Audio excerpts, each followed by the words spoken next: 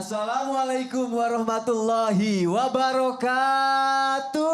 Waalaikumsalam warahmatullahi wabarakatuh. Jamaah. Yeay. Oh jamaah. Yeay. Alhamdulillahirrabbilalamin. Allahumma sholli ala Sayyidina Muhammad wa ala ali Sayyidina Muhammad. Alhamdulillah kita ketemu lagi di Islam itu indah. Tepuk tangannya dong. Masya Allah. Semangat belajar pastinya pada pagi hari ini ya. Dan alhamdulillah ketemu lagi sama guru-guru kita yang Masya Allah sangat kita cintai karena Allah izin berdiri di sini ya guru-guru ya. Ketemu lagi sama ibu-ibu untuk pertama kalinya ya. Insya Allah sama ibu-ibu calon bidadari surga. Amin. Bidadari surga udah makan belum? Belum. Nanti makannya habis syuting. Habis syuting kita makan ya. Pengen makannya makanan yang halal apa yang haram? Halal. Beneran. Tapi ibu-ibu tahu nggak, jamaah tahu nggak, kadang kalau kita makan yang halal, ternyata itu bisa jadi makanan yang kita makan menjadi haram. Yakin nggak? Mungkin nggak? Mungkin nggak jamaah? Kita akan bahas pagi hari ini ya. Tema kita adalah makanan halal bisa jadi haram. Oke, satu persatu akan kita bahas. Tapi sebelumnya ada tayangan yang mau aku kasih lihat untuk jamaah yang ada di rumah. Mungkin jamaah pernah ngeliat juga yang ada di studio ya. Demi mempertahankan sertifikat halal, salah satu restoran ini menghancurkan alat makannya. Coba kita lihat tayangannya. Silakan. Banyak banget yang dihancurin Bib. Ya Allah Bib. Emang bener ya Bib ya kalau dalam Islam ya Bib, makanan yang halal Bib bisa jadi haram tuh kalau alat makanan kita makan itu kayak salah gitu atau nggak benar gitu. Betul Mas Soni. Aku mohon penjelasannya Habib ya. Silakan Siap, Habib Muhammad. baik.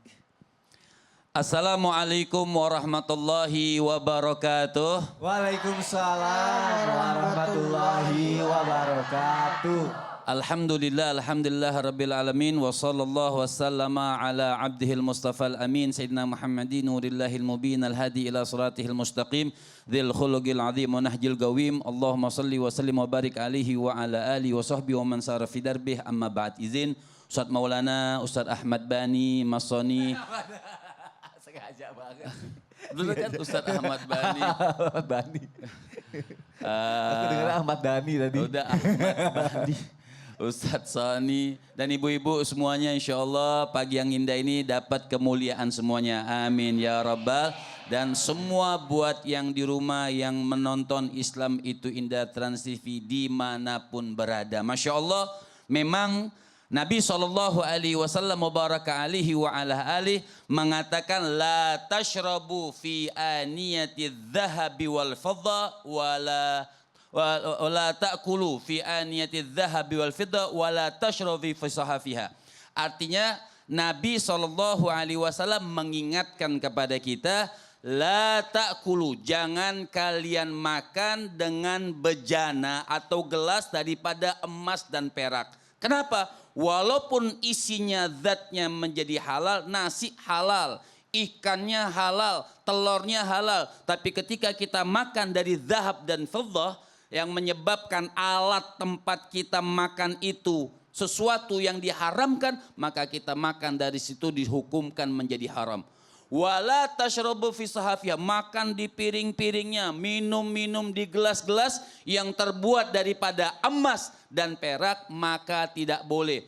Kenapa juga tidak boleh? Karena itu diperbolehkan buat orang-orang yang tidak beriman, itu mereka makan dari situ. Buat kita kapan? Kapan? Boleh nggak kita makan daripada emas sama perak itu? Boleh nanti fil akhirah. Walakum fil akhirat, nanti kita di akhirat. Nah, faedatul hadis, artinya faedah hadis yang pertama, maka dikatakan oleh Nabi haram, tidak boleh makan dan minum dari alat-alat tersebut. Yang kedua, faedatul haramnya itu, faedatul hadis ini semua mencakup buat laki-laki dan perempuan. Bukan buat perempuan boleh tidak, buat laki-laki dan buat perempuan. Yang ketiga, kenapa menyebabkan haram tersebut? Tasyabbuh bil kufri, artinya menyerupai orang-orang yang tidak beriman atau orang-orang non-Islam. Dan yang keempat, kenapa juga disebabkan itu haram? Karena menimbulkan kesombongan dan kecongkakan. Oh, saya lihat gelas saya, walaupun kadang-kadang nggak dilihat orang, minumnya sendiri, tapi kan saya minum kopi.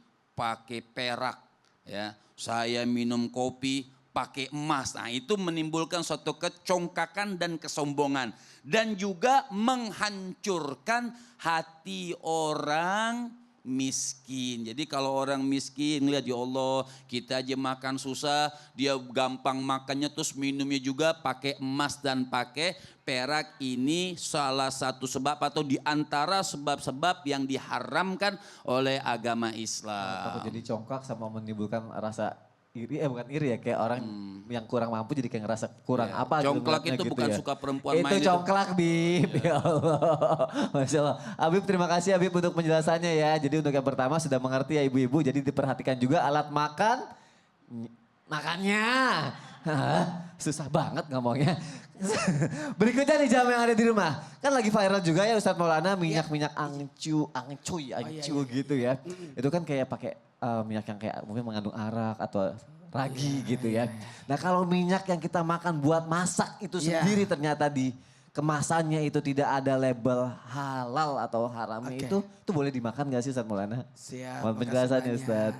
Izin Habib, Ustadz Bani dan ibu-ibu yang sama kudungnya sama baju saya. Dari Bandung ya? Iya. Bismillahirrahmanirrahim.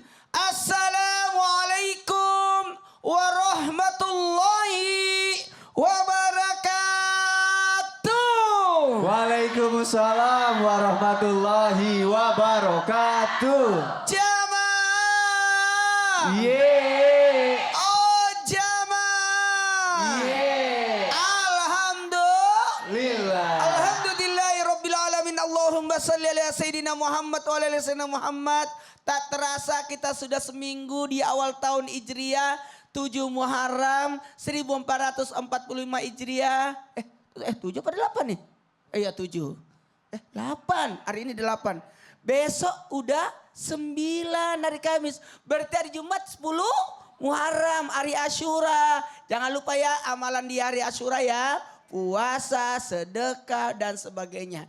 Nah, buat materi kita hari ini. Buat yang lagi nonton, perhatikan baik-baik. Karena kita melaksanakan ajaran Islam dengan secara kafah, keseluruhan. Termasuk dalam al-keseharian, bahkan dalam hal makan.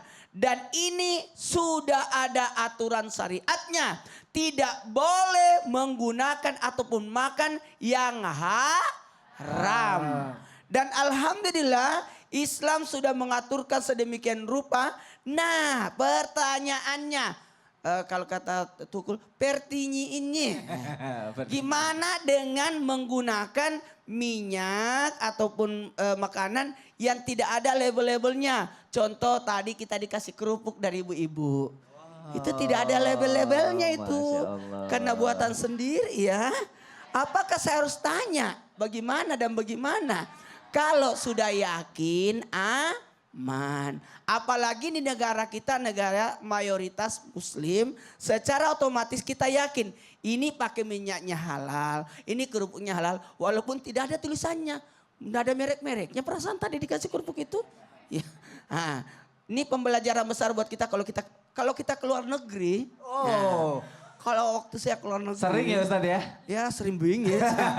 Kalau kita keluar negeri harus betul-betul tahu di mana ada resto atau tempat yang sudah ketahuan halalnya. Sama makanya kita diajarkan oleh guru saya sangat makanan hati-hati banget. Makanya kalau ayam kan kita tidak tahu ini pakai minyak apa dan sebagainya. Tapi kalau kita sudah jelas tahu itu rumah makannya adalah rumah makan Islam dan halal, kita yakin ya. Tapi kalau memang ragu jangan. Dan sebaiknya membaca basmalah ketika makan sesuatu itu jadi wajib hukumnya. Jangan ini ayamnya dipotong pakai apa enggak? Karena guru saya itu tidak mau makan ayam kalau bukan dia sendiri yang potong. PR juga itu kalau kita makan rendang. Kan kita tidak tahu sapinya itu dagingnya apa itu. Jadi tinggal kita baca basmalah. Nah yakin aja insya Allah. Harus yakinin yakin. Itu ya. Karena diyakinkan bahwa yang di Indonesia ini minyak walaupun itu tidak ada label dan sebagainya itu halal. Karena kita lagi di negara mayoritas. Tapi alangkah bagusnya kalau memang ada berlabelkan halal, bersertifikat halal. Halal. Karena demi kebaikan dan tambah yakin. Amin. Terima kasih Ustaz Maulana, tepuk tangannya dong. Masya Allah. Pastinya ibu-ibu jadi semakin yakin untuk memilih yang terbaik buat diri kita juga ya. Masya Allah, tabarakallah. Kita lanjutkan lagi jamaah yang ada di rumah. Ibu-ibu yang di sini pernah makan tempe nggak? Pernah. Oncom, pernah ya. Tape juga. Itu kan fermentasi ya Ustadz Bani. Fermentasi kayak gitu tuh sebenarnya kalau fermentasi ada yang bilang haram. Tapi apakah semua fermentasi itu sebenarnya dalam Islam juga haram? Masya Allah. Nah, aku mohon penjelasannya Ustadz Bani, silakan. Mohon izin guru kami Ustadz Maulana Habib Muhammad Syahab dan juga ibu-ibu yang dirahmati oleh Allah Subhanahu wa taala serta para pemirsa Islam Yutindah dimanapun berada. Bismillahirrahmanirrahim. Assalamualaikum warahmatullahi wabarakatuh. Waalaikumsalam warahmatullahi wabarakatuh. Alhamdulillah wassalatu wassalamu ala Rasulillah wa ala alihi wa ashabihi wa mawalah. La haula wa la quwata illa billah. Kalau makanan hasil fermentasi itu haram, maka banyak yang darah tinggi disebabkan nggak ketemu tempe. Karena buat orang kita tempe menu favorit ya. Ya. Masya Allah. Apalagi buat saya. Pagi tempe, siang tempe, malam pun. Janganlah tempe terus. Masya Allah. Makan hasil fermentasi seperti tempe, tahe, tape. Tahe dari India pasti ya. Oh iya. Tahe. Insya Allah itu semua halal. Nggak usah khawatir, nggak usah ragu. Kenapa?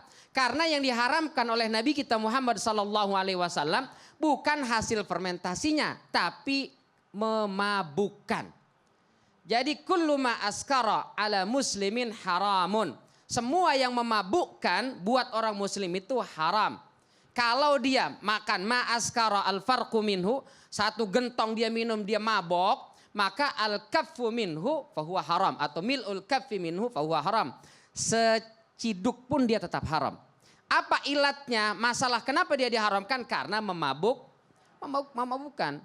Jadi yang dimaksud haram itu hasil fermentasi kalau dia diolah menjadi makanan atau minuman yang memabukkan. Kalau dia tidak memabukkan, enggak. Jelas ya insya Allah. Taib. Lalu ada dua hal yang harus kita perhatikan. Pertama, memabukkan itu artinya hilang akal, kesadaran, tidak bisa berpikir dengan jernih. Bukan mabok karena makan. Ada istilah memabukkan, ada istilah sakit mabok disebabkan makanan. Kalau yang kedua, ini bisa saja makannya terlalu banyak. Yang dimakan halal, tempe, apalagi tape, tapi makannya 3 piring. Mabok nggak tuh? Itu yang haram, yang terlarang bukan makanannya, tapi dia mengkonsumsinya secara berlebihan. Jelas. Yang kedua, yang dimaksud dengan memabukkan itu kalau dikonsumsi oleh orang yang, mohon maaf, dia tidak pernah memakan dan mengkonsumsi yang haram, yang memabukkan itu. Begitu dia konsumsi langsung, mohon maaf, mabuk, teler. Itu dihukumi memabukkan. Tapi kalau yang mengkonsumsi adalah orang yang memang udah biasa, dia minum 1 botol pun dia nggak apa-apa. Berarti haram nggak buat dia nih? Haram nggak buat dia? Kan nggak memabukkan. Nggak memabukkan bukan buat Anda, tapi buat orang yang baru mengkonsumsi, dia tidak pernah mengkonsumsi yang haram, lalu begitu dia konsumsi, dia mabuk, disitulah jatuh hukumnya. Karena orang beda-beda, ada fisiknya mungkin dia nggak langsung mabuk, karena biasa mengkonsumsi yang banyak. Nah itulah, maka semua makanan hasil fermentasi insya Allah halal. Gak usah khawatir, gak usah ragu, tenang, aman insya Allah ya. Karena kalau kita haramkan, aduh kasihan bener para pedagang, para pengusaha, Mas Sony, aduh dan kita yang mengkonsumsi juga. Berarti bukan karena fermentasinya, karena ketika memabukkannya itu maka jatuhnya haram ya. Betul. Terima kasih Ustaz Bani untuk penjelasannya, Masya iya. Allah. Tepuk tangannya dong. Sampai sini jelas ya ibu-ibu ya. Masih mau lanjut lagi? Seneng gak datang ke Islam itu Indah? Pada seneng Ustaz Maulana? Iya senyum dong. Apalagi tadi keruput makin senyum. Terus gimana caranya biar jamaah ada di rumah bisa datang ke sini? Nah berita gembira buat semua jamaah yang ada di rumah dimanapun berada. Kalau mau mau bergabung di Islam itu Indah Maksud untuk jadi jamaah di Islam itu Indah, silakan bergabung, datang dan di sini daftarnya. Wow, Mana? di bawah kita nih atau bisa dicek Instagram kita ya di @islamituindahtrans.tv, diklik link yang ada bionya. Jamaah Jadi jangan bisa kemana-mana. juga, datang ke sini, nonton kita, hadir di sini, Iya. rasakan sama-sama. Alhamdulillah. Alhamdulillah bisa datang ke sini, makanya jangan kemana-mana, kita lanjut lagi habis ini ya, tetap di Islam itu Indah. Jamaah, jamaah.